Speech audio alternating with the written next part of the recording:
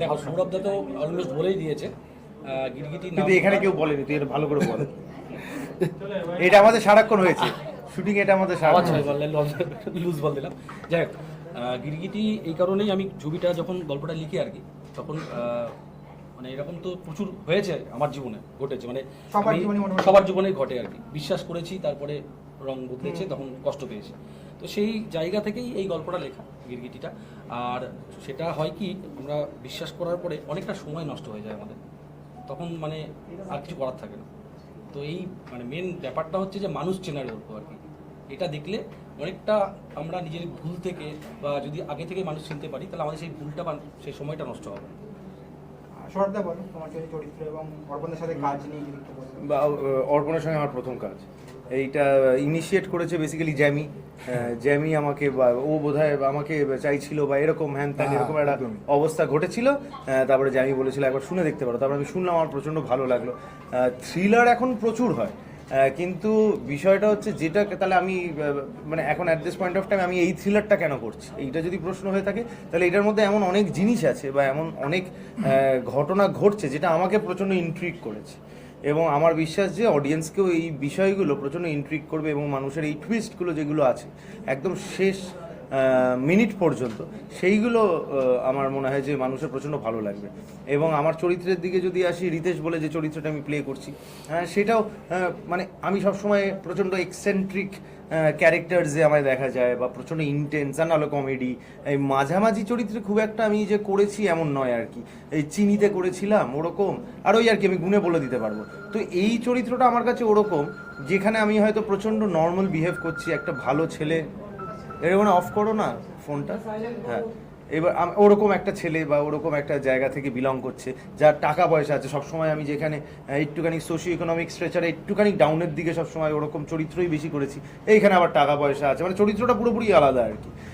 এবং এই টাকা পয়সা আছে বলে খারাপ এমন নয়, সে হেল্পফুল, সবাইকে হেল্প করে, বা যা ভালোবাসা চায় আর কি। ওর এমন একটা পাস্ট আছে যেখান থেকে ওর একমাত্র লুক আউট হচ্ছে যে একজনের সঙ্গে সম্পর্কে যার সঙ্গে জড়াতে চায়, সে যাতে পুরোটা তাকে দেয় আর কি, পুরোটা ভালোবাসে, এবং সেও সেটাই করতে চায়। সেরকম জায়গাতেই আর কি এই বিচরণ করছে আমার এই ক্যারেক্টারটা। সেইখানে এন্ট্রি হয় জ্যামির, সেটা একবার জিজ্ঞেস করো কি। আমাকে না একটু অন্যরকম চরিত্রে পাবে, যেখানে দেখানো হচ্ছে গল্পের শুরু থেকেই যে একটা ক্যারেক্টার, মানে গল্পের যে মেন আমাদের ফিমেল যে প্রোটাগনিস্ট, তাকে ফলো করছে, তার পেছন পেছন যাচ্ছে, সে কী করছে মানে খোঁজ খবর রাখছে আর কি। তো তার পেছনে কী কারণ, কী ইন্টেনশন, সে মেয়েটাকে কি কোনো ক্ষতি করতে চাইছে না অন্য কিছু গল্পের মধ্যে লুকিয়ে আছে। তো সেই একটা মিস্টিরিয়াস ক্যারেক্টারে আমাকে দেখতে পাবে থ্রু আউট দ্য স্টোরি। তো লাস্টে গিয়ে ব্যাপারটা রিভিল হবে যে হোয়াই আই ওয়াজ ফলোয়িং হার, কী তার পেছনে ইন্টেনশন, সবটাই তখন জানা যাবে আর কি। নতুনত্ব কিছু কি পাবো এখানে এই গল্পটা থেকে?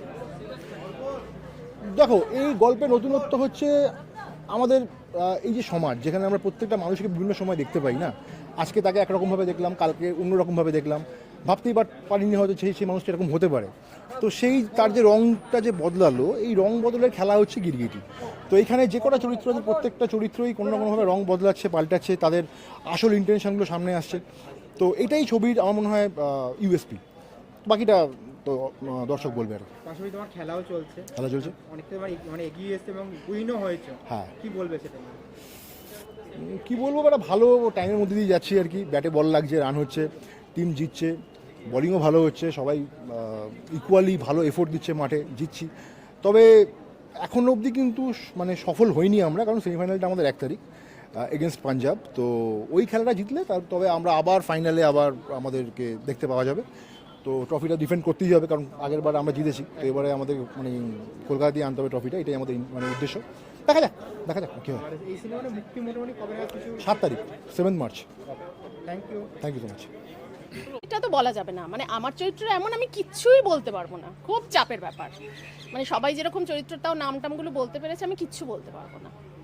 মানে এই প্রথম আমার এরকম একটা চরিত্র যেটা নিয়ে আমি একটা লাইনও বলছি। বিনোদিনীতে আমি বিনোদিনীর মা, বহুরূপীতে আমি ডক্টর, মেন্টাল অ্যাসাইলেম যেখানে রীতাভরি গিয়েছিল, এই রাত তোমার আমারে আমি পরমব্রতর দাদার বউ।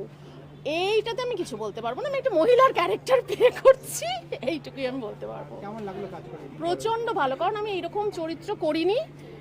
নর্মালি সব কিছুতেই তো আমাকে স্ট্যাম্পটা একটা মাদার ব্যাপারই করা হয়, ভালো মা বা খারাপ মা কিছু একটা, কিন্তু এটা একটা খুব ডিফারেন্ট, লুকটাও খুব ডিফারেন্ট, সেটা তো শুনলাম আজকে দেখতে পাবো, মানে দেখানো হবে সবাইকে। তো খুবই ইন্টারেস্টিং, প্রচণ্ড ইন্টারেস্টিং একটা ক্যারেক্টার, থ্রিলারটা খুব ভালো, গল্পটা দারুণ, শেষটা দারুণ জমজমাট, সব মিলিয়ে খুব মজা করে কাজ করেছি। এবার আমরা দেখি ট্রেলারটা। Thank you. Thank you, thank you. তো এক্সাইটমেন্ট বলতে এটা ধুম করে হয়ে গেছিলো, মানে কোনো প্ল্যান ছিল না। এটা মুভিটা আমাকে বলা হয়, আমার পরিচিতরাই করছিল, তো আমাকে বলা হয় যে কালকে আছে এরকম একটা শ্যুট আছে, করবে, তো চলে এসো। আমি জাস্ট ক্যাজুয়ালি চলে যাই অ্যান্ড হয়ে যায় মুভিটা, জাস্ট করে ফেলি, এভাবেই হয়ে গেছে। এখন আমি খুব এক্সাইটেড, কারণ প্রথমবার আমি বড় পর্দায় দেখবো নিজেকে। এমনিতে তো সারাক্ষণ শ্যুট করছি, আমি ভিডিওতে আমার কন্টেন্টে আমি শ্যুট করি, বাট সিনেমার শ্যুট এটা আমার প্রথমবার, তো সেই এক্সাইটমেন্টটা আমার ভীষণভাবে লাগছে। তুমি তো নিজেই ব্লগিং করো, হ্যাঁ। যেখানে এখানে ক্যামেরা, এখানে তুমি ক্যামেরা পিছনে মানে সামনে, হ্যাঁ। সরি সামনে, বড় ক্যামেরার সামনে, হ্যাঁ, সেটা কতটা মানে পার্থক্য মনে হয়? দেখো আমার খুব একটা ডিফারেন্স মনে হয়নি, বাট হ্যাঁ একবার ওই সিনেমা করছি একটা অন্যরকম একটা ফিল হচ্ছিল, বাট এই অ্যাক্টিংয়ের ব্যাপারে আমরা তো ইউজ টু, মানে সবসময় নিজেরাই কন্টেন্ট বানাচ্ছি, ব্র্যান্ডের সাথে কাজ করছি, তো সেই ক্ষেত্রে থ্যাংক ইউ। তো সেই ক্ষেত্রে খুব একটা আমার ইয়ে হয়নি, মানে ডিফারেন্স ফিল হয়নি, বাট হ্যাঁ এক্সাইটমেন্টটা বেশি। চরিত্র নিয়ে কিছু অল্প করে বলো। চরিত্র হচ্ছে এটা মুভিটার নামে গিরগিটি, তো এখানে সবার চরিত্রে একটা একটা কালার আছে, আমার চরিত্র একটা কালার আছে, যেটা লাস্টে গিয়ে একটু মানে দেখা যাবে, একটা টুইস্ট হবে, তো সেই টুইস্টটার জন্য দেখতে হবে। অ্যান্ড আশা করি সবার ভালো লাগবে মুভিটা। অ্যান্ড আমার অ্যাক্টিং আমি জানি না কি করেছি, ডিরেক্টর হ্যাপি আছে, সো সেই ভরসায় আমি আছি, বাকিটা তোমরা বলবে। অন স্ক্রিনের কথাগুলো বলো, অফ স্ক্রিন কতটা মজা করেছো তোমরা?